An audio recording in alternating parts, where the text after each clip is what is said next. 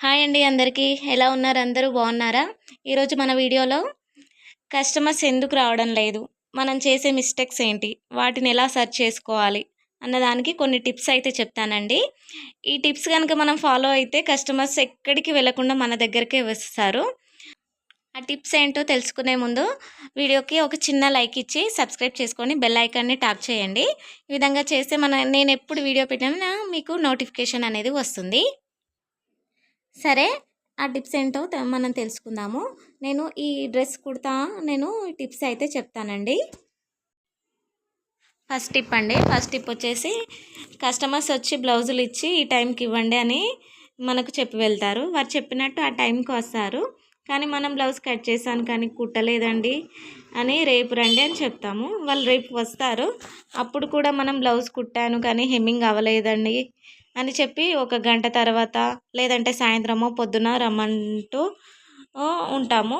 అలా అనేసరికి వాళ్ళకు ఏమనిపిస్తుంది, వీళ్ళు బట్టలు ఇస్తే వాళ్ళ చుట్టే తిరగాలి, చెప్పిన టైంకి ఇవ్వరు అనే ఒక బ్యాడ్ ఇంప్రెషన్ అనేది వస్తుంది. వాళ్ళకు మరలా ఎప్పుడైనా బ్లౌజ్ అర్జెంట్ ఉంటే మన దగ్గరకు రావడానికి ఆలోచిస్తారు. వీళ్ళు టైంకి ఇవ్వరు, వేరే వాళ్ళ దగ్గర కుట్టించుకుందాం అని అనుకుంటారు. ఈ విధంగా మనం కస్టమర్స్ చెప్పిన టైంకి ఇవ్వకపోతే వాళ్ళు మన దగ్గరికి రారండి. ఇలా కస్టమర్స్ అనేది తగ్గిపోతారు. అందుకని కస్టమర్స్ చెప్పిన టైంకు బట్టలు ఇచ్చేలా చూసుకోవాలి. ఇదండి ఫస్ట్ పాయింట్ వచ్చేసి. సెకండ్ టిప్ వచ్చేసి మనం కస్టమర్స్ చెప్పినప్పుడు కరెక్ట్గా వినాలండి. వాళ్ళు ఒక డిజైన్ చెప్తే మనం మరొక డిజైన్ కుట్టడం అలా చేయొద్దు. ఎందుకంటే వాళ్ళు చెప్పిన డిజైన్ మీద వాళ్ళు కొన్ని హోప్స్ ఇలా ఉంటుంది అని అనుకుంటారు కదా.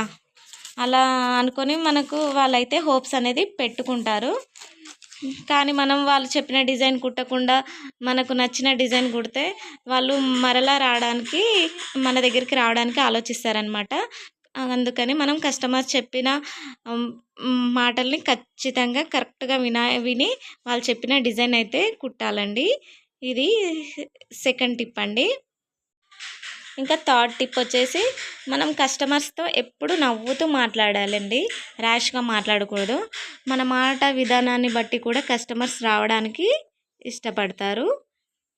ఇక ఫోర్త్ టిప్ వచ్చేసి మనము కుట్టిన డిజైన్స్ని మనము వాట్సాప్లో కానీ ఇన్స్టాగ్రామ్లో కానీ మనకు కస్టమర్స్కి తెలిసేలా మనం స్టేటస్ అనేది పెట్టాలండి.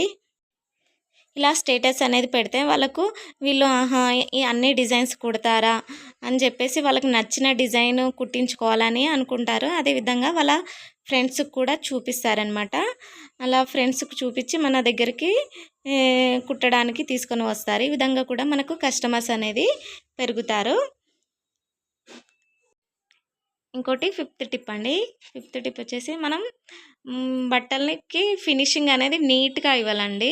మనకు కస్టమర్స్కి బ్లౌజ్ కానీ డ్రెస్ కానీ ఇచ్చినప్పుడు చూడడానికి నీట్గా కనిపించాలి వాళ్ళకు. ఎందుకంటే ఫస్ట్ మనకు చూడగానే బాగుంది అనిపించాలి కదా.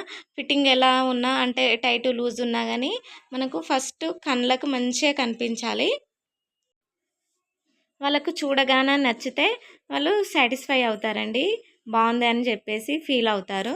అలా కూడా మనకు కస్టమర్స్ అనేది ఎక్కడికి పోరు. ఇవ్వండి ఈ 5 టిప్స్ కనుక మనం ఫాలో అయితే కస్టమర్స్ ఎక్కడికి వెళ్ళకుండా మన దగ్గరికే వస్తారండి. ఈ వీడియో కనుక మీకు నచ్చినట్లయితే యూజ్ అయింది అనుకుంటే లైక్ చేసి సబ్స్క్రైబ్ చేసుకోండి.